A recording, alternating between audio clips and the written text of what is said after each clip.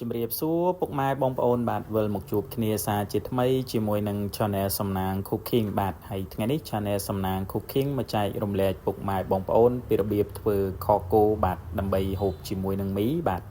ដែលយើងចំណាំទៅហៅថាមីខគោបាទឬក៏គុយទាវខគោក៏បានដែរពុកម៉ែបងប្អូនបាទហ្នឹងហើយតោះឥឡូវមកមើលពីរបៀបធ្វើទាំងអស់គ្នាបាទហើយគ្រឿងផ្សំរបស់យើងថ្ងៃនេះបាទមានដូចជា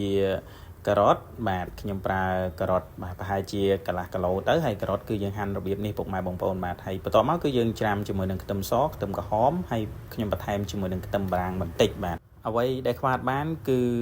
ម្ទេសក្រៀមបាទយើងក្លុកវាម៉ត់ទៅបាទហើយនឹងឈើអែមបាទផ្កាច័ន្ទរំដេងស្លឹកក្រូចសើចហើយគល់ស្លឹកគ្រៃបាទនេះគ្រឿងផ្សំខ្ញុំដាក់បង្ហាញពុកម៉ែបងប្អូនអញ្ចឹងចាក់ប្រេងឆាចូលឲ្យរាងក្តៅបន្តិចបន្ទាប់មកយើងចាក់ជាមួយនឹងខ្ទឹមសខ្ទឹមក្រហមដែលបានចិញ្ច្រាំមិញហ្នឹងបាទលីងវាបាទឆាវាឈ្ងុយបន្តិចទៅបន្ថែមខ្ទឹមបារាំងបាទខ្ទឹមបារាំងបាទពុកម៉ែបងប្អូនមានម៉ូទ័រក្លុកបាទក្លុកវាម៉ត់ទៅបាទអាហ្នឹងគឺយើងប្រើដើម្បីឲ្យវារាងខាប់ទឹកពុកម៉ែបងប្អូនបាទបន្ទាប់មកយើងចាក់គ្រឿងឈើអែមផ្កាច័ន្ទតែថ្ងៃនេះខ្ញុំអត់មានផ្កាច័ន្ទបាទហើយពុកម៉ែបងប្អូនបាទត្រូវតែរកទិញឲ្យបានមកដោយសារខ្ញុំអត់មានហើយខ្ញុំចាំបាច់ត្រូវធ្វើហើយ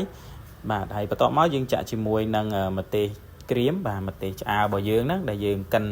ឬក៏ចិញ្ច្រាំវាឲ្យម៉ត់ហ្នឹងយើងចាក់វាទៅឆាវាឲ្យឡើងឈ្ងុយទៅពុកម៉ែបងប្អូនបាទឲ្យវាឡើងប្រេងបន្តិចបានយើងចាក់ជាមួយនឹងស្ករបាទបើពុកម៉ែបងប្អូនមានស្ករត្នោតបាទឬក៏ស្ករពាងហ្នឹងពុកម៉ែបងប្អូនប្រើស្ករត្នោតទៅហើយបើអត់មានបាទថ្ងៃនេះខ្ញុំប្រើជាមួយនឹងស្ករសបាទហើយ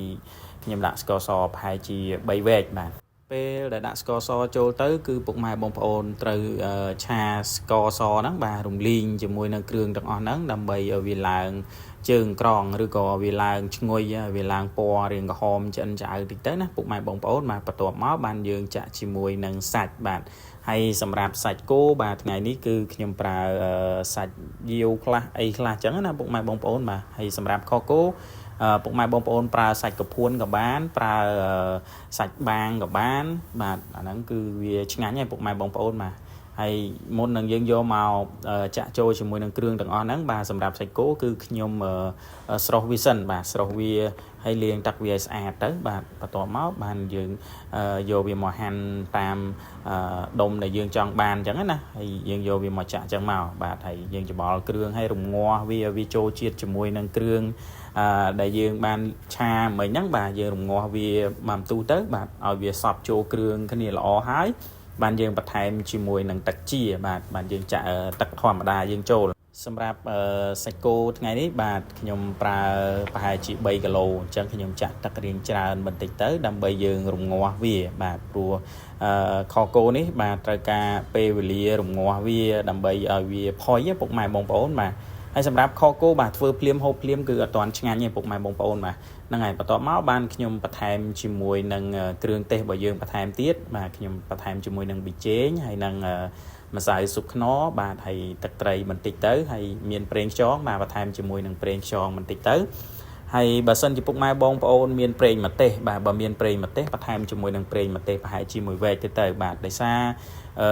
គ្រឿងយើងថ្ងៃនេះបាទយើងអត់មានគ្រឿងខគោទេបាទអញ្ចឹងគឺយើងធ្វើរបៀបនេះពុកម៉ែបងប្អូនបាទបន្ទាប់ពីហ្នឹងមកគឺយើងចាក់បន្លែចូលទៅពុកម៉ែបងប្អូនបាទហើយបើកភ្លើងហឹម